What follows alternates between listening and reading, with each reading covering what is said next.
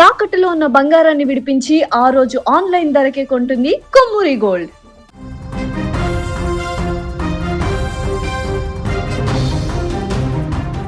తమిళనాడు రాజకీయాల్లో విజయ్ కింగ్ కాబోతున్నాడంటూ ఎన్నికలు జరిగిన నాటి నుంచి సుమన్ టీవీ మాత్రమే అంచనా వేసింది. ఏ నేషనల్ మీడియా లేదా తెలుగు మీడియా సర్వే సంస్థలు చెప్పకముందే సుమన్ టీవీ పబ్లిక్ పల్స్ ను పసిగట్టగలిగింది. సుమన్ టీవీ చెప్పినట్లుగానే తమిళనాడులో ఇప్పుడు విజయ్ కింగ్ గా నిలిచారు. ఇక ఇదిలా ఉంటే తమిళనాడు రాజకీయాల్లో AP deputy CM Pawan Kalyan mark ఫలించింది. విజయ్ తో పవన్ కు సన్నిహిత సంబంధాలు ఉండడం, విజయ్ ని పవన్ ఫాలో అవ్వడం వల్లే ఈ స్థాయి విజయం సాధ్యమైందని రాజకీయ విశ్లేషకులు చెబుతున్నారు. ముఖ్యంగా సనాతన ధర్మ విషయంలో పవన్ కళ్యాణ్ ను టార్గెట్ చేస్తూ ఉదయనిధి స్టాలిన్ టార్గెట్ చేయడం ఆ పార్టీకి మరింత మైనస్ గా మారింది. దీంతో తెలుగు ఓటర్లు అందరూ డీఎంకే కు వ్యతిరేకంగా ఓటు వేశారు. తెలుగు ప్రభావిత నియోజకవర్గాల్లో ఓటర్దారులందరూ విజయ్ పార్టీకి పట్టం కట్టడంతో డీఎంకే గల్లంతైంది. ఇదే అంశానికి సంబంధించి మరింత సమాచారాన్ని మా బ్యూరో చీఫ్ విజయ్ అందిస్తారు. విజయ్, చెప్పండి, తమిళనాడు రాజకీయాల్లో పవన్ కళ్యాణ్ మార్క్ కనిపిస్తోందా?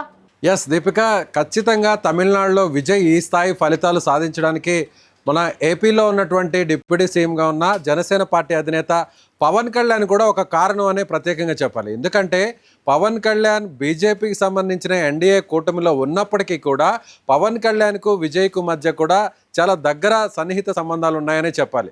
సో పవన్ కళ్యాణ్ ఇక్కడ తెలుగు సినిమా రంగంలో ఏ స్థాయిలో ఒక మాస్ హీరోగా, ఒక పెద్ద ఫ్యాన్ బేస్ కలిగినటువంటి ఒక స్టార్ హీరోగా పవన్ కళ్యాణ్కి గుర్తింపు వచ్చిందో, సరిగ్గా అలాంటి ఫ్యాన్ బేస్ని కలిగి అలాంటి స్టార్ హీరో స్టార్డమ్ కలిగినటువంటి వ్యక్తి విజయ్. సో విజయ్ కూడా ఒక రకంగా చెప్పాలంటే పవన్ కళ్యాణ్ ఏ విధంగా పొలిటికల్ స్టెప్ తీసుకున్నాడో, ఇంకా సినిమా కెరీరు పీక్ స్టేజ్లో ఉండగానే నంబర్ 1 పొజిషన్లో ఉండి కంటిన్యూ అవుతుండగానే ఎక్కడా సినిమాలకు సంబంధించినటువంటి క్రేజ్ తగ్గకముందే ఏ విధంగా పవన్ కళ్యాణ్ ప్రజాసేవ కోసం ఖచ్చితంగా ప్రజలకు ఒక మంచి సేవను అందించాలి, సో రాష్ట్రం బాగుండాలి అనేటువంటి ఉద్దేశంతో జనసేన పార్టీని ఆయన ఏ విధంగా అయితే స్థాపించాడో, సరిగ్గా విజయ్ కూడా ఇప్పుడు తమిళనాడులో ఒక నంబర్ 1 హీరోగా కొనసాగుతున్నాడు. సో విజయ్ కూడా ఇప్పటికిప్పుడు ఆయన సినిమాల్లో ఆయన క్రేజ్ తగ్గిపోలేదు, సినిమాలకు సంబంధించినటువంటి ఆఫర్లు కూడా లేనటువంటి పరిస్థితి కాదు. ఇప్పటికిప్పుడు విజయ్ సినిమాలు చేస్తానంటే 10ల కొద్దీ సినిమాలు చేయడానికి చాలామంది నిర్మాతలు, దర్శకులు అయితే రెడీగా ఉన్నారు. అయినా కూడా విజయ్ ఇప్పుడు పవన్ కళ్యాణ్ స్ట్రాటజీని పాలిటిక్స్లో ఫాలో అయ్యాడు. అందుకోసమే ఒక పీక్ స్టేజ్లో ఒక నంబర్ 1 పొజిషన్లో ఉండగానే సినిమాలు వద్దు, సినిమాలు ఇక చేయను అంటూ కూడా ప్రజాసేవే ముఖ్యం అంటూ కూడా ఆయన టీవీకే పార్టీని ఏర్పాటు చేసినటువంటి పరిస్థితి. అయితే ఇప్పుడు పవన్ కళ్యాణ్కి సంబంధించినటువంటి అంశాన్ని కూడా మనం ఎందుకు ప్రధానంగా ప్రస్తావించుకోవాలంటే, పవన్ కళ్యాణ్ పదే పదే అక్కడ డిఎంకే అధికారంలో ఉన్నటువంటి డిఎంకే పార్టీకి సంబంధించినటువంటి ఆ పార్టీకి పవన్ కళ్యాణ్కు మధ్య ఒక మాటల యుద్ధం దాదాపుగా ఒక ఏడాది కిందటి నుంచి కూడా జరుగుతూ వచ్చింది. ఎందుకంటే పవన్ కళ్యాణ్ తాను సనాతన ధర్మాన్ని పరిరక్షించుకోవడానికి ఒక ప్రత్యేకమైనటువంటి అజెండాను తీసుకున్నాను, సనాతన ధర్మ పరిరక్షణ కోసం ఎంత దూరమైనా కూడా వెళ్తానని చెప్పి పదే పదే పవన్ కళ్యాణ్ చెప్పుకొచ్చారు. అందుకు తగ్గట్టుగా ఆయన కొన్ని దీక్షలను కూడా చేపట్టారు.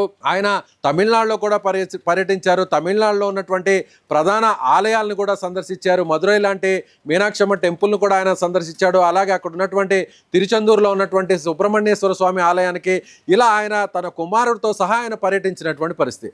ఆ సందర్భంలో పవన్ కళ్యాణ్ ఉద్దేశించి పరోక్షంగా డిప్యూటీ సీఎంగా ఉన్నటువంటి తమిళనాడు డిప్యూటీ సీఎం, అక్కడ సీఎం కుమారుడుగా ఉన్నటువంటి ఉదయనిధి స్టాలిన్ ఒక కాంట్రవర్సీ కామెంట్స్ అయితే చేయడం జరిగింది. సనాతన ధర్మం చూస్తే ఏదో తేళ్లు, పాములు, జరులు పాకినట్టుగా అది కూడా ఏదో ఒక ప్రత్యేకమైనటువంటి ఒక పదాన్ని ఈ మధ్య కొంతమంది నాయకులు వాడడం ప్యాషన్గా మారిపోయింది. ప్రతి ఒక్క రాజకీయ పార్టీ కూడా సనాతన ధర్మం అనేది వాడుకొని రాజకీయమైనటువంటి లబ్ధి పొందడం కోసం ప్రయత్నిస్తున్నారు అంటూ కూడా పరోక్షంగా పవన్ కళ్యాణ్ ఉద్దేశించి మాట్లాడారు. అంతకంటే ముందు ఉదయనిధి స్టాలినే ఈ అంశాన్ని లేవనెత్తడం, సనాతన ధర్మానికి వ్యతిరేకంగా మాట్లాడడంతో దానికి పవన్ కళ్యాణ్ కౌంటర్ ఇచ్చారు. సో పవన్ కళ్యాణ్ ఏమన్నారంటే, డిఎంకే పార్టీకి సంబంధించినటువంటి కొంతమంది కీలక వ్యక్తులు, ప్రభుత్వంలో ఉన్నటువంటి కొంతమంది కీలక వ్యక్తులు, ముఖ్యమంత్రి కుమారుడుగా ఉన్నటువంటి వ్యక్తి, అంటే అప్పటికి ఉదయనిధి స్టాలిన్ ఇంకా కూడా డిప్యూటీ సీఎం కాలేదు, ఆయన ఎమ్మెల్యేగా మాత్రమే ఉన్నారు. అప్పుడే పవన్ కళ్యాణ్ నేరుగా ఉదయనిధి స్టాలిన్ని టార్గెట్ చేయడం జరిగింది, మాట్లాడడం జరిగింది. కొంతమంది రాజకీయ అవసరాల కోసం ఇలా సనాతన ధర్మం గురించి, హిందుత్వ ధర్మం గురించి ఈ విధంగా విమర్శలు చేస్తే చూస్తూ ఊరుకోను అనేటువంటి విషయాన్ని ఆయన పదే పదే మీడియా ముందు చెప్పడం జరిగింది, పత్రికా సమావేశాల్లో చెప్పడం జరిగింది.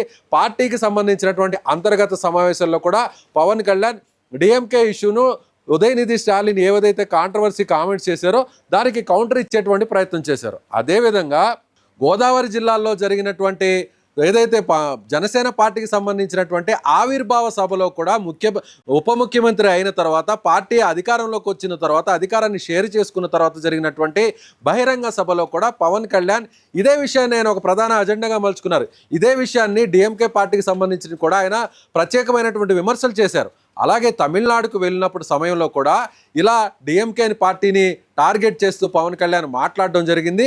అలాగే పవన్ కళ్యాణ్కి సంబంధించి కూడా కాస్త కించపరుస్తూ కూడా ఉదయనిధి స్టాలిన్ లాంటి వ్యక్తులు, అంటే స్టాలిన్ మాట్లాడకుండా ఆయన కుమారుడుగా ఉన్నటువంటి వ్యక్తి పవన్ కళ్యాణ్ విమర్శించడం, అంటే అక్కడ ఏజ్ను కూడా పోల్చుకున్నారు, పవన్ కళ్యాణ్కు ఉన్న స్టేచర్ను కూడా చూసుకున్నారు, పవన్ కళ్యాణ్ కూడా ఆయన సినిమా రంగాన్ని వదిలేసి రాజకీయాల్లో ఏ విధంగా వచ్చారో ఇవన్నీ కూడా అక్కడ తెలుగు ఓటర్లు అక్కడ ఒక్కసారిగా కంపారిజన్ చేసుకున్నారు. ముఖ్యంగా డిఎంకే పార్టీ ప్రధానంగా హిందుత్వ వ్యతిరేక పార్టీగా ఒక ముద్రను వేసుకుంది. ఆ ముద్రను వేసుకోవడానికి పవన్ కళ్యాణ్ కూడా ఒక కారణంగా మారారు. సో పవన్ కళ్యాణ్ చేసినటువంటి వ్యాఖ్యలు, పవన్ కళ్యాణ్ చేసినటువంటి ప్రచారం కూడా ఇప్పుడు డిఎంకే పార్టీకి మైనస్గా మారింది. ఉదయనిధి స్టాలిన్ చేసినటువంటి విమర్శలు అనేవి కూడా ఇప్పుడు ఆ పార్టీకి ఒక రకంగా పూర్తి స్థాయిలో మైనస్గా మారే. అందుకే హిందుత్వానికి సంబంధించి చేసినటువంటి వ్యాఖ్యలు, సనాతన ధర్మానికి చేసినటువంటి కామెంట్స్ ఇప్పుడు డిఎంకేకు పూర్తిగా మైనస్గా మారాయి. కాబట్టి ఇప్పుడు ప్రస్తుతం కనిపిస్తున్నటువంటి ఫలితాలు అనేది చెప్పాలి. మరోవైపు కూడా ముఖ్యంగా విజయ్ పవన్ కళ్యాణ్ గురించి మాట్లాడినటువంటి మాటలు ఎన్నికలకు ముందు సరిగ్గా ఇక్కడ జరిగినటువంటి సమావేశంలో, తెలుగు రాష్ట్రాలకు సంబంధించినటువంటి ఒక సమావేశంలో కొంతమంది మీడియా మిత్రులు మాటలలో సందర్భంగా మీరు పవన్ కళ్యాణ్ ఉద్దేశించి, సో ప్రస్తుతం టీవీకే పార్టీ విజయ్ కూడా మీలాగే ఆయన సినిమా రంగాన్ని వదిలేసి రాజకీయాలకు పరిమితం ఉంటున్నారు, సో విజయ్తో మీరు సన్నిహితంగా ఉంటున్నారు, విజయ్ గురించి మీరు ఏం మాట్లాడదలుచుకున్నారు, మీరేమన్నా విజయ్కి సలహాలు ఇస్తారా అనేటువంటి ఒక క్వశ్చన్ రేజ్ అయినప్పుడు అప్పుడు పవన్ కళ్యాణ్ చెప్పడం జరిగింది. విజయ్ రాజకీయాల్లో అద్భుతంగా ఆయన రాణించగలుగుతారు, ఆయనకి నాయకత్వ లక్షణాలు ఉన్నాయి, విజయ్ ఒక మంచి హీరో, సో తమిళనాడు సినిమా రంగంలోనే ప్రత్యేకమైనటువంటి ఇమేజ్ కలిగినటువంటి హీరో విజయ్. సో ఆయన కూడా సినిమాలు వద్దనుకొని రాజకీయాల్లోకి వచ్చారు, ఆయన కూడా ప్రజలు ఖచ్చితంగా ఘనస్వాగతం పలుకుతారు. విజయ్కి తాను సలహాలు ఇచ్చే సిచ్యువేషన్లో, పొజిషన్లో విజయ్ లేడు. విజయ్ ఆల్రెడీ ఒక బలమైనటువంటి నాయకత్వం కలిగినటువంటి వ్యక్తిగా విజయ్ ఉన్నాడు. కాబట్టి విజయ్కి ఒక మంచి భవిష్యత్తు ఉంటుంది అనేటువంటి ఉద్దేశంతో ఒక పాజిటివ్ కామెంట్స్ అయితే పవన్ కళ్యాణ్ చేయడం జరిగింది. సో ఇదంతా చూస్తే ఇప్పుడు డిఎంకేకు ఆ స్థాయిలో ఓట్లకు గండిపడడానికి, హిందుత్వ ఓట్లన్నీ కూడా డిఎంకేకు దూరం కావడానికి ఇప్పుడు పవన్ కళ్యాణ్ ఒక ప్రధాన రీజన్. సో ఇప్పుడు పవన్ కళ్యాణ్ చేసిన కామెంట్స్ తర్వాత ఇప్పుడు డిఎంకేకి ప్రధాన ప్రత్యర్థి ఎవరు? టీవీకే. సో టీవీకే పార్టీ అధినేత విజయ్. సో ఇప్పుడు స్టాలిన్ని కాకుండా ఆ స్థానంలో వేరే ఒక వ్యక్తిని కూర్చోబెట్టాలంటే అది ఒక్క విజయ్కి మాత్రమే సాధ్యమవుతుంది, అది టీవీకే పార్టీకి మాత్రమే సాధ్యమవుతుంది అనేటువంటి ఉద్దేశంతోనే ఇప్పుడు తెలుగు ఓటర్లందరూ కూడా విజయ్ వైపు చూశారు. ప్రస్తుతం ఉన్నటువంటి తెలుగు ప్రభావిత ప్రాంతాలు ఉన్నటువంటి నియోజకవర్గాల్లో విజయ్కు భారీగా ఓటింగ్ అయితే జరిగిందనే చెప్పాలి. విజయ్ ఇటు పవన్ కళ్యాణ్ ప్రచార శైలి కావచ్చు, అతని వ్యాఖ్యలు కావచ్చు, అటు తమిళ ప్రజలను ఆకట్టుకున్నాయని చెప్పుకోవచ్చా విజయ్ గెలుపుకి? పవన్ కళ్యాణ్ అక్కడ తమిళనాడులో పర్యటించడం, పవన్ కళ్యాణ్ ఎన్డీఏ కూటమిలో ఉండడం, పవన్ కళ్యాణ్ ఉదయనిధి స్టాలిన్కి కౌంటర్ ఇవ్వడం, మళ్ళీ తిరిగి ఉదయనిధి స్టాలిన్ మళ్ళీ పవన్ కళ్యాణ్ను టార్గెట్ చేయడం, అలాగే అక్కడ పర్యటన జరిగినప్పుడు లేదా ఎన్నికల్లో ఆయన ప్రచారం నిర్వహించినప్పుడు ఎక్కడా కూడా పవన్ కళ్యాణ్ డిఎంకేనే విమర్శించాడు. ఎందుకంటే ఎన్డీఏకి సంబంధించినటువంటి ప్రత్యర్థి పార్టీ డిఎంకే కూటమి కాబట్టి, కాంగ్రెస్ డిఎంకేలు ఉన్నటువంటి కూటమి కాబట్టి పవన్ కళ్యాణ్ ప్రచారంలో నేరుగా అక్కడ అధికారంలో ఉన్నటువంటి డిఎంకేనే ఆయన విమర్శలు గుప్పించారు. స్టాలిన్ మీద విమర్శలు చేశారు, ఉదయనిధి స్టాలిన్కి సంబంధించిన వాళ్ళ మీద విమర్శలు చేశారు, అక్కడ వేళ్ళూనుకుపోయినటువంటి వ్యవస్థ మీద ఆయన మాట్లాడారు. ఎక్కడా కూడా పవన్ కళ్యాణ్ అటు ఎన్డీఏకు దూరంగా ఉండి విజయ్ పోటీ చేస్తున్నా, సింగిల్గానే విజయ్ టీవీకే పార్టీ పోటీ చేస్తున్నా కూడా పవన్ కళ్యాణ్ ఎక్కడా కూడా విజయ్ మీద ఒక పల్లెత్తు మాట కూడా మాట్లాడలేదు. అంటే అక్కడ ఓటర్లకు ఒక క్లారిటీ వచ్చింది, ముఖ్యంగా తెలుగు ఓటర్లకు కూడా ఒక ప్రధానమైనటువంటి ఒక స్పష్టత వచ్చింది. ఏమని వచ్చిందంటే పవన్ కళ్యాణ్ విజయ్ ఇద్దరు వేరు కాదు, పవన్ కళ్యాణ్ విజయ్ పార్టీలు వేరైనా కూడా సిద్ధాంతాలు ఇంచుమించుగా ఒకటిగా ఉన్నాయి. సో వీళ్ళిద్దరి లక్ష్యం కూడా ప్రజలకు సేవ చేయడం, అణగారినటువంటి వర్గాలకు ఒక మంచి ప్రభుత్వ పాలన అందించడం, అదేవిధంగా ఉపాధి కలిగించడం, అలాగే రైతులకు కూడా న్యాయం చేయడం, ఇలా అన్ని పవన్ కళ్యాణ్ ఎలాంటి ఒక స్ట్రాటజీతో ముందుకు వెళ్ళాడో సరిగ్గా విజయ్ కూడా ఇప్పుడు అలాంటి స్ట్రాటజీతో ముందుకు వెళ్తున్నాడు. కాబట్టి పవన్ కళ్యాణ్ అభిమానులు కావచ్చు, తెలుగుకు సంబంధించినటువంటి వ్యక్తులు కావచ్చు, తెలుగు ప్రభావిత ప్రాంతాలైన చెన్నై నగరం కావచ్చు, తిరువళ్ళూరు జిల్లా కావచ్చు, మదురై కావచ్చు, కాంచీపురం కావచ్చు, ఇలా తెలుగు ఓటర్లు ఉన్నటువంటి అన్ని నియోజకవర్గాల్లో కూడా ఇప్పుడు అటు విజయ్ వైపు చూశారు. కాబట్టి విజయ్కి ఇప్పుడు ఈ స్థాయిలో విజయం సాధ్యమైంది. మరొక విషయాన్ని కూడా ఇక్కడ చెప్పాలి దీపిక, మొదటి నుంచి కూడా జయలలితకు ఒక పాజిటివ్గా ఉంటారు మన తెలుగు ఓటర్లు. చెన్నై మహానగరంలో ఎక్కువ మంది తెలుగు ఓటర్లు ఉంటారు. సో చెన్నై రాష్ట్రం నుంచి విడిపోయినటువంటి రాష్ట్రం ఆంధ్రప్రదేశ్, అలాగే ఉమ్మడిగా ఉన్నటువంటి రాష్ట్రం అంతా కూడా విడిపోయింది. కాబట్టి ఇప్పటికీ కూడా మన తెలుగు బీజాలు ఉన్నటువంటి వ్యక్తులు, మన తెలుగు ప్రాంతీయత కలిగినటువంటి వ్యక్తులందరూ కూడా ఇప్పటికీ కూడా తమిళనాడు ఆనుకొని ఉన్నటువంటి ఆంధ్ర ప్రాంతానికి చెందిన అనేక మంది వ్యక్తులు ఇప్పటికీ తమిళనాడులో సెటిల్ అయి ఉన్నారు. చాలామంది ఎమ్మెల్యేలందరూ కూడా, పోటీ చేసినటువంటి అభ్యర్థులందరూ కూడా తెలుగు నేటివిటీ ఉన్నటువంటి వ్యక్తులు చాలామంది అన్నా డిఎంకేలో ఉన్నారు. చాలామంది వ్యక్తులు అసెంబ్లీలో కూడా తెలుగులో కూడా మాట్లాడారు. ముఖ్యంగా జయలలిత వంటి సీఎంగా ఉన్న హోదాలో ఉన్నటువంటి జయలలిత కూడా అక్కడ అసెంబ్లీలో తెలుగులో ప్రస్తావించారు. ఆమె బ్యాక్గ్రౌండ్ కూడా తెలుగుకు సంబంధించినటువంటి రాష్ట్రాలకు సంబంధించినటువంటి బ్యాక్గ్రౌండ్ ఉండడం, ఆమె కూడా తెలుగు సినిమాల్లో కూడా ఆమె నటించడం, అదేవిధంగా విజయ్ కూడా తెలుగుకు సంబంధించినటువంటి అనువాద చిత్రాలు కూడా విజయ్కి సంబంధించిన సినిమాలు ఇక్కడ తెలుగు రాష్ట్రాల్లో బంపర్ హిట్ అవడంతో విజయ్ కూడా తెలుగు రాష్ట్రాల్లో ఒక స్టార్ హీరో క్రేజ్ ఉండడంతో ఇవన్నీ కూడా విజయ్కు కలిసి వచ్చాయి.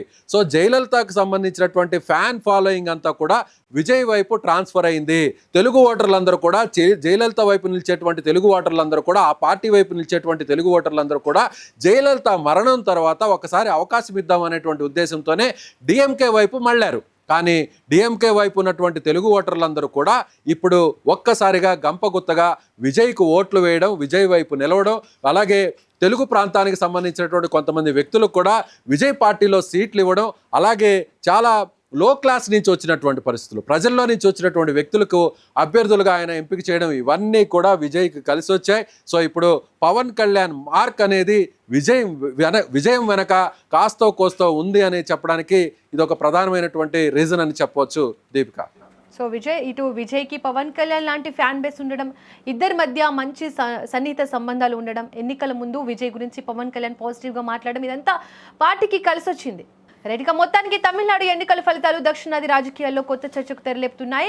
విజయం వెనుక పవన్ కళ్యాణ్ రాజకీయ మార్క్ కూడా పనిచేసిందనే విశ్లేషణలు వినిపిస్తున్నాయి. సనాతన ధర్మం నుంచి రాజకీయ వ్యూహాల వరకు జరిగిన ప్రతి పరిణామం వెనుక డిఎంకే పతనానికి కారణమైందా అన్న చర్చ కూడా జోరుగా కొనసాగుతోంది.